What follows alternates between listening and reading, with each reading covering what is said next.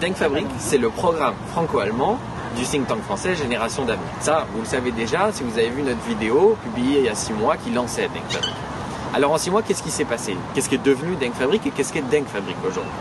Denkfabrik, c'est déjà une vingtaine d'articles publiés à peu près tous les 15 jours. On essaye d'accélérer sur les rythme de publication, presque autant de contributeurs. Denkfabrik, c'est aussi un premier rapport qu'on vient de publier et qu'on va restituer à des acteurs publics et privés du monde franco-allemand, des acteurs majeurs de cet écosystème. Denkfabrik, c'est une équipe d'une quinzaine de personnes qui ont tous un engagement différent, tous une expérience différente, mais qui partagent la même idée. Alors qu'est-ce que Denkfabrik pour eux? Denkfabrik pour eux, c'est quoi? On va leur demander spontanément. Alors pour moi, la Denkfabrik, c'est développer des idées à partir de nos expériences quotidiennes d'étudiants français en Allemagne ou allemands en France. Et concrètement, ça veut dire écrire des articles, participer à des conférences, organiser des débats, faire tourner la parole de manière à développer et approfondir la fameuse amitié franco-allemande pour laquelle on s'engage. Denkfabrik, c'est une plateforme qui donne la possibilité à des étudiants franco-allemands, qu'ils le soient de naissance ou d'adoption, de s'exprimer sur des sujets qui les intéressent, mais aussi de porter une idée sur des thèmes franco-allemands. Ces idées, elles peuvent se présenter sous la forme d'articles, c'est notamment ce que je fais avec l'équipe de rédaction. J'ai jusqu'à présent pu avoir une vingtaine d'articles par une petite vingtaine d'étudiants, de profils différents, d'idées différentes et qui avaient l'envie de s'exprimer sur des sujets. Finalement, Denkfabrik, c'est la convergence de plusieurs profils de tout horizon, mais qui ont une chose en commun qui les anime, c'est ce biculturalisme et cette profonde motivation pour les enjeux franco-allemands et européens.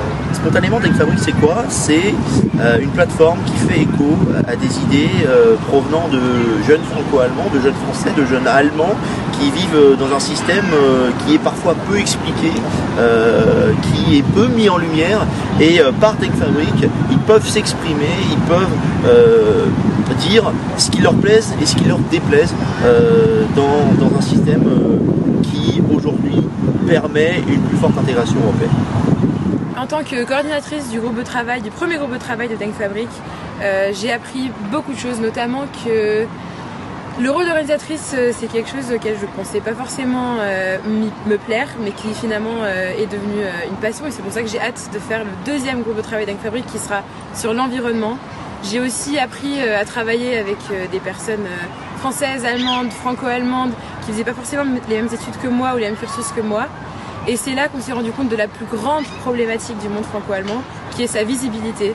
Et c'est avec les 20 réponses et les 20 idées qu'on a formulées grâce à ce groupe de travail qu'on a essayé de remédier à ce problème de visibilité du monde franco-allemand, qui va nous permettre d'avoir plus de membres franco-allemands, qui nous permettra évidemment aussi d'ouvrir le monde franco-allemand aux personnes qui sont déjà au sein de celui-ci, et en fin de compte de faire accéder le monde franco-allemand à davantage de personnes, et des personnes qui peut-être maintenant ne pensent même pas encore que Denkfabrik est la solution, et les aider à se rendre compte que Denkfabrik peut être leur porte d'entrée vers un monde franco-allemand qui regorge d'idées et qui regorge d'opportunités et qui sont malheureusement encore trop peu visibles.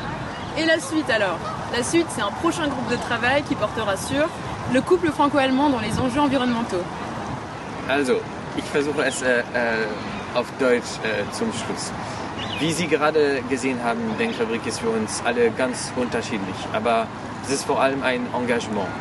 Vielen Dank für Ihre Unterstützung durch die Publikationen, und wenn Sie